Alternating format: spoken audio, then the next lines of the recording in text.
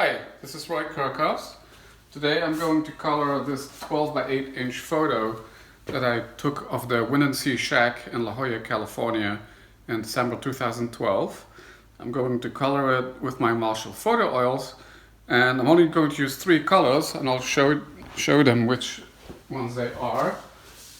So we have here, this is my set of Marshall photo oils, and I'm going to use only 3 colors, which is sky blue, burnt sienna, and viridian. So the burnt sienna will be used for the shack and the beach, and the sky blue for obviously the sky. But then for the ocean, I'll use a mix of these two, sky blue and viridian. And I'm going to put the colors on with cotton rounds and cotton swabs. So let's do this.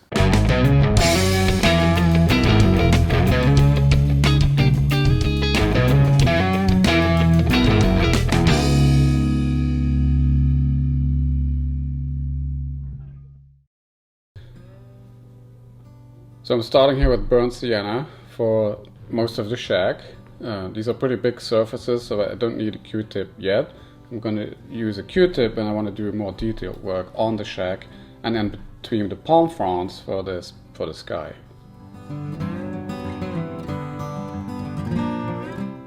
So this was actually the 4th Windansea Shack, which I shot back in 2012. This was also the day when I shot one of my best known images, which I called All Mine, just because of the single surfer on the famous break here at Windansea in front of the shack. And I have a video here of when I colored one of the larger ones that I did as a sunset. Are you painting or coloring?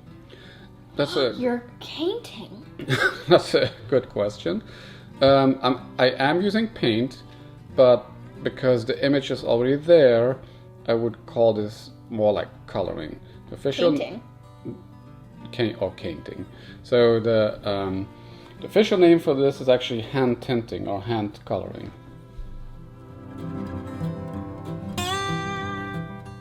How are you making the colors darker and lighter? Most of the brightness comes from the image, from the black and white image. So you can see if I add the same color and the same thickness over a light area, it will look very colorful and bright. But if I put that same amount over a darker region, like I'm doing now here where the palm fronds are, it will just look darker. But I can add layers thicker, but what mostly happens then, the color looks more saturated instead of darker. How do you get the same thickness of it? Yes, practice. So you're right. The thickness varies, but I think that also adds to the uniqueness of an image. They're not always the same, even when I color the same image each time. Is this real time? Yes, this is real time that we're looking at here. Sometimes I record also like time lapses, and then I can show how I did an image in like a minute, where actually it could have taken me hours to do it. But this is real time here when I colored it.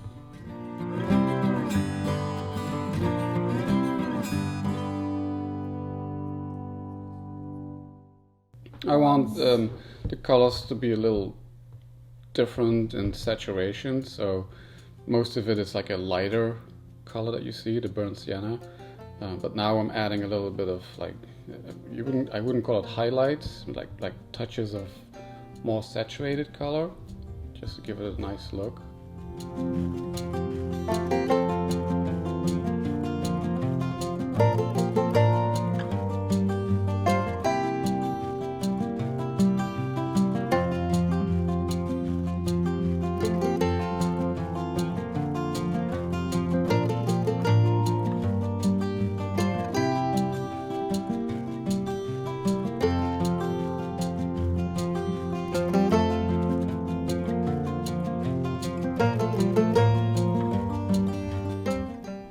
So I'm coloring the sky now with sky blue,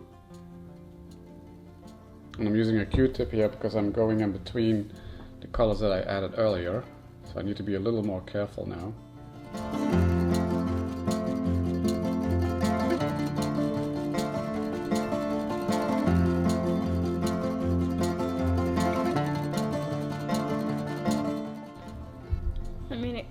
looks like you don't really mind what you're doing because you're just going in. Yeah, I'm paying attention to where the color goes. You can see where the sky comes through the palm fronds. So I'm adding touches of blue there. Like below the shack, but above the horizon and below the shack, it's going to be a little bit more easier because the surface is a little bit bigger there.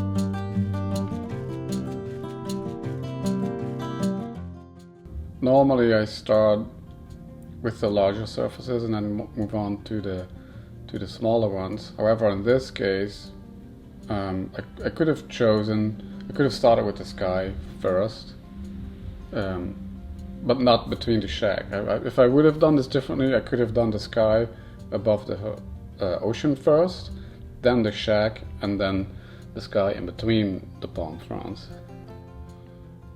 It's better to start with the larger surfaces, because if you do the details first and then the large surfaces, for example when I use the cotton round, you tend to go over what you did before and then you lose all those details again.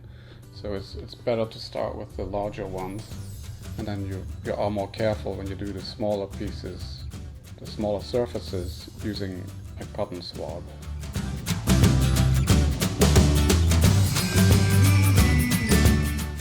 Are you keeping the blue this saturated?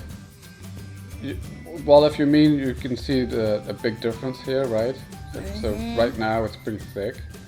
I'm going to go over it with a cotton swab. I'm going to smooth this out, making it all look a little bit more uniform. I'm going to do that with a cotton round. Yeah, it looks a little messy now, right? Definitely. But I'm going to fix that.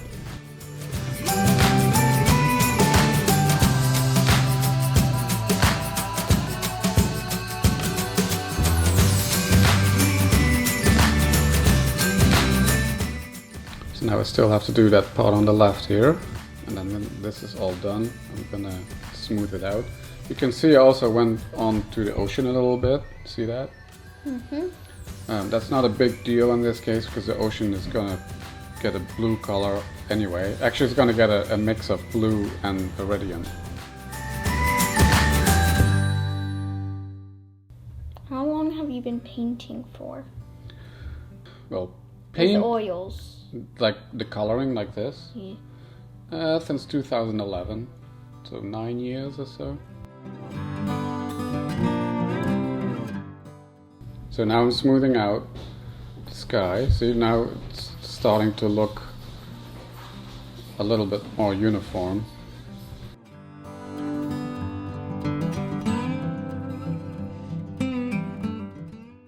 How do you go so fast? Well, the smoothing out is a pretty fast procedure. Yeah, but I mean, you've done this in like, what, 5 minutes already? Not sure what time we're at. No, we're more like close to 10 minutes now.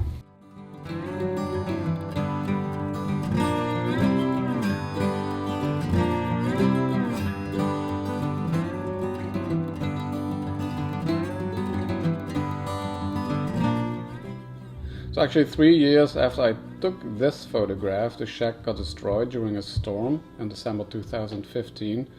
And this wasn't the first time though that the shack got destroyed. The first one that was built in 1946 was destroyed by a wave in 1949 and then rebuilt a year after that.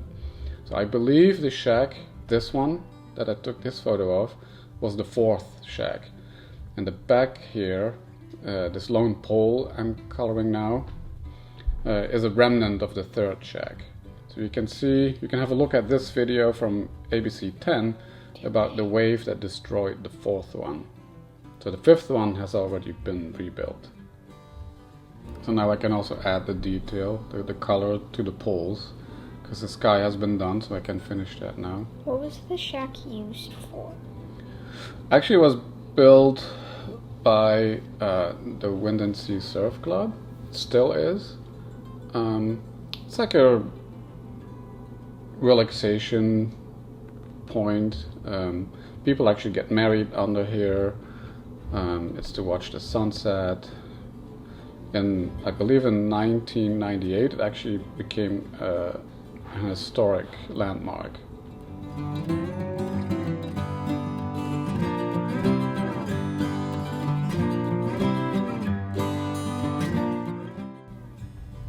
So now I'm coloring the beach with the same color as the shack. This is also burnt sienna. And also it's a big surface, so I'm using another cotton round to add the color. Why are you not going to the dark area at the bottom? I'm going there, we'll get there. Working my way down. Working my way downtown. Walking fast. Some type of song with other words that I don't know. Whew! You can also see I didn't color yet quite the poles at the height where the ocean is. Again, I did that for the same reason, that when I'm going to do the ocean, there's a chance I will go over the poles and I would have to fix it later again anyway. So I'm leaving that for the end. Have you ever painted this with a sunset? Yeah, oh, this particular one. Actually, yes, I have. I think only once. Why once? Why can't you do it multiple times? I can. I will also again, probably. So now I made a little mix of that sky blue and the viridian, which I'm adding now to the ocean. I wanted to look a little different than the sky, didn't want to give it the same blue. So now you can see a clear difference between where the ocean is and where the sky is. How do you mix the paint? I do that on the palette. It's easier to do it mixing on the palette, just like you can do with any other paint. These are oils. You can mix any color. Like the same with regular oil paint. When you mix, say, blue and yellow, you get green, right? You know that? Yeah. Same here. Burnt sienna and red makes burnt sienna red. Yeah, exactly. Whoa, I'm great at coming up at names.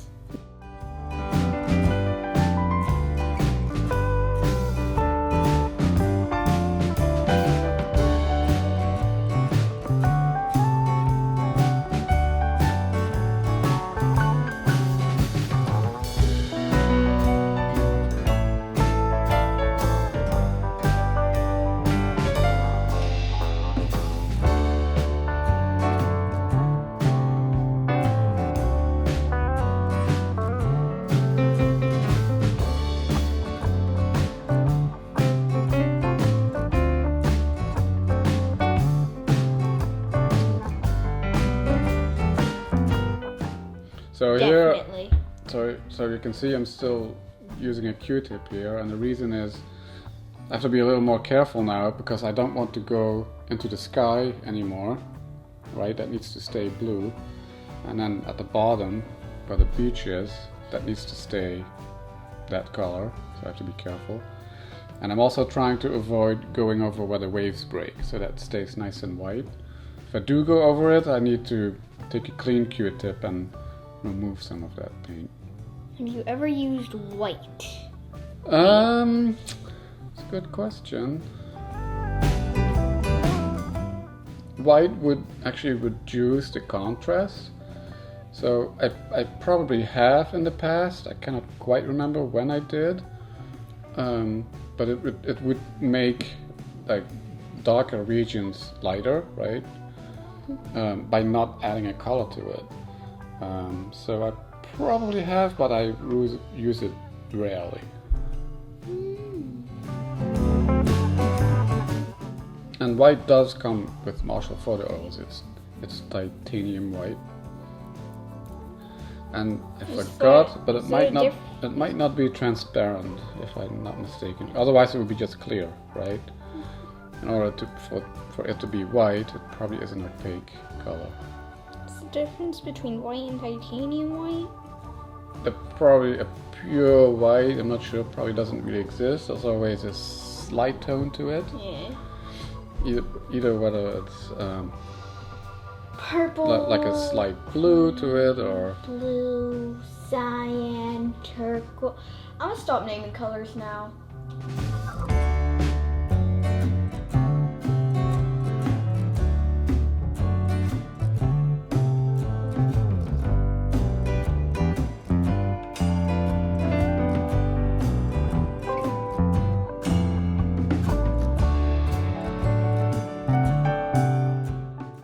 Now I'm using a Q-tip to kind of remove paint where I don't really want it.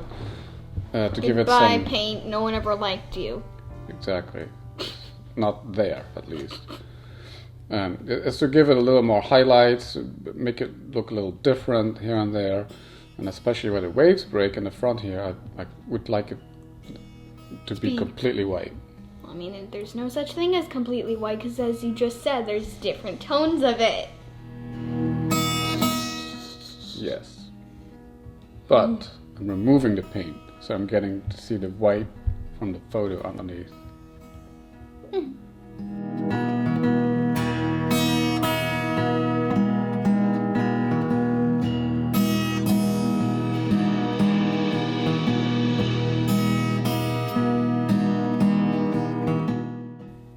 So now we're almost done, and so now it's time to finish it up by adding color with a Q-tip onto the poles? Yes, to the poles. Pole thingies?